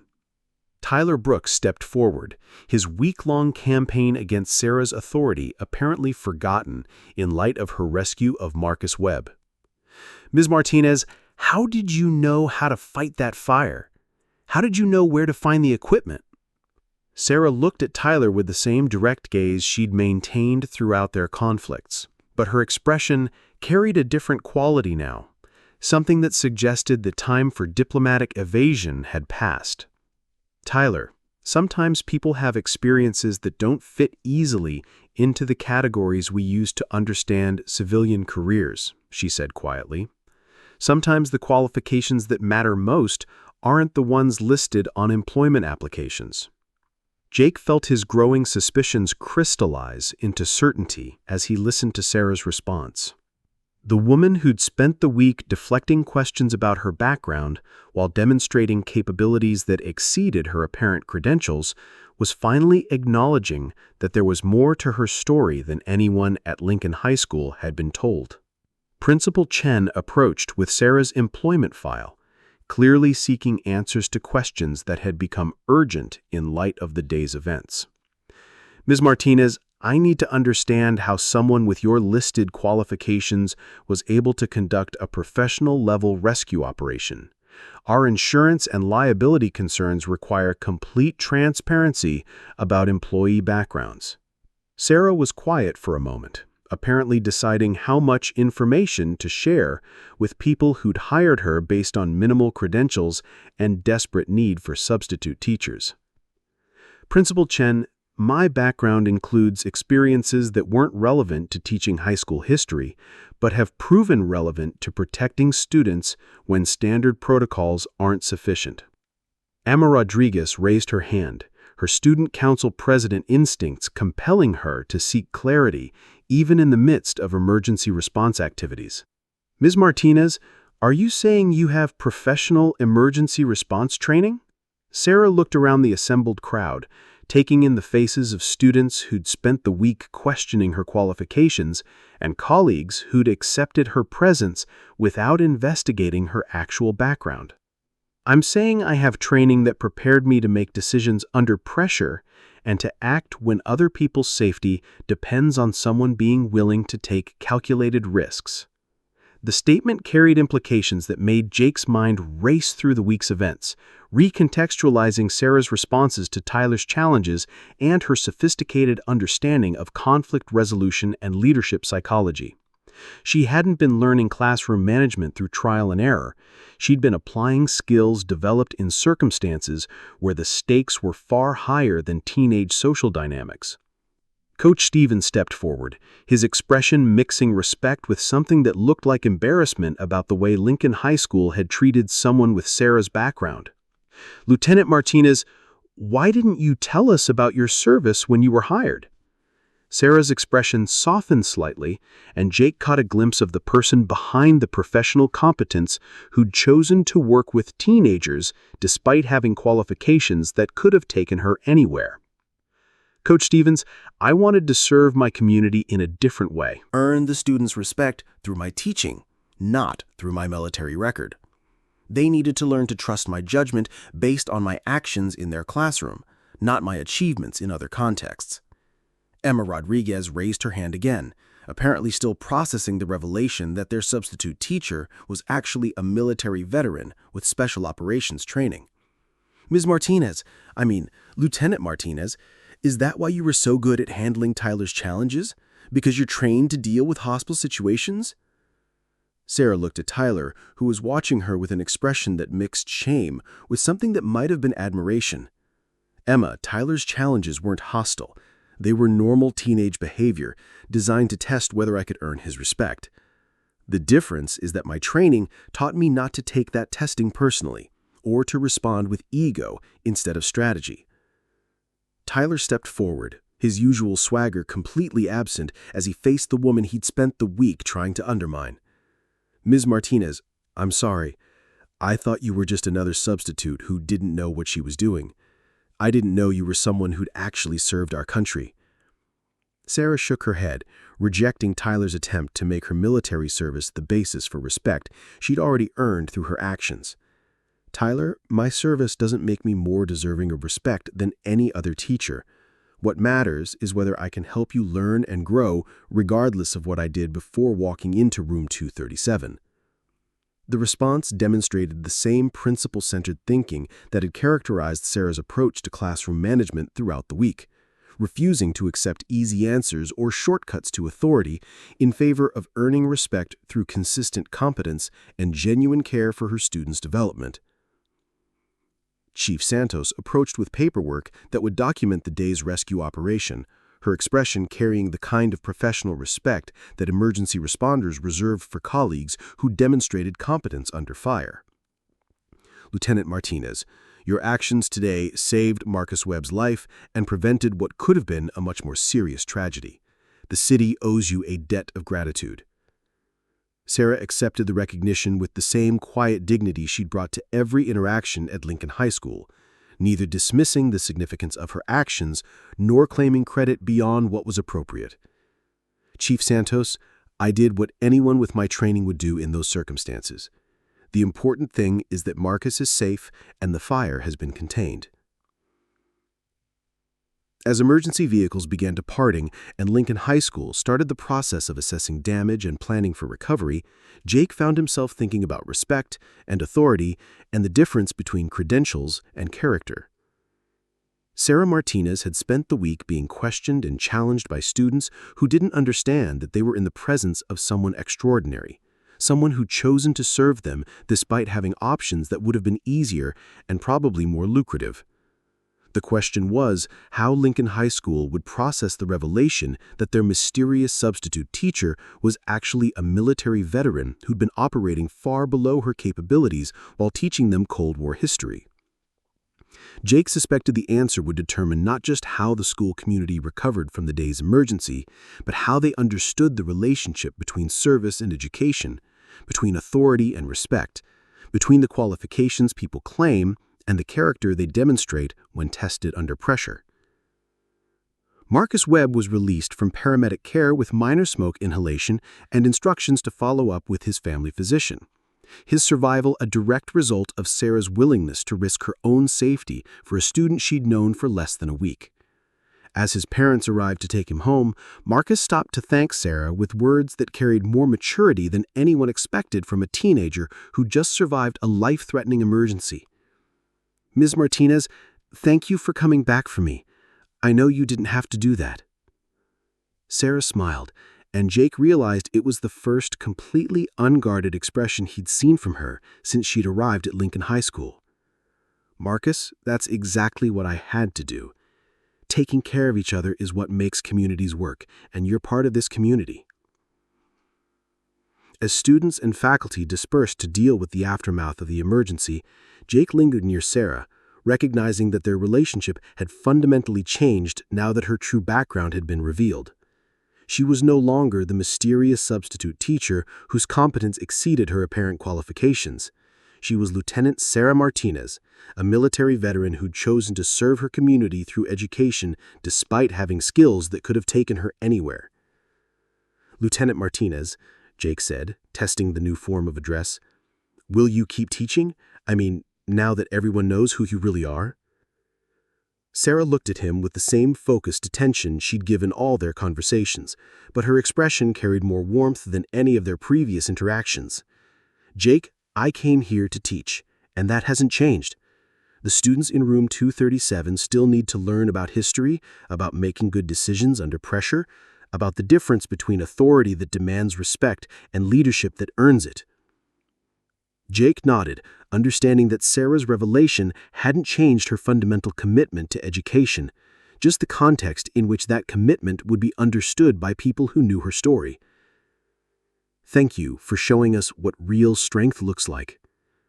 Sarah's smile widened, and Jake caught a glimpse of the person who chosen to serve teenagers despite having experiences that most adults couldn't imagine. Jake, real strength isn't about what you can do. It's about choosing to do the right thing even when no one will ever know you made that choice. Today just happened to be a day when the choice was visible. Up next, you've got 2 more standout stories right on your screen. If this one hit the mark, you won't want to pass these up. Just click and check them out.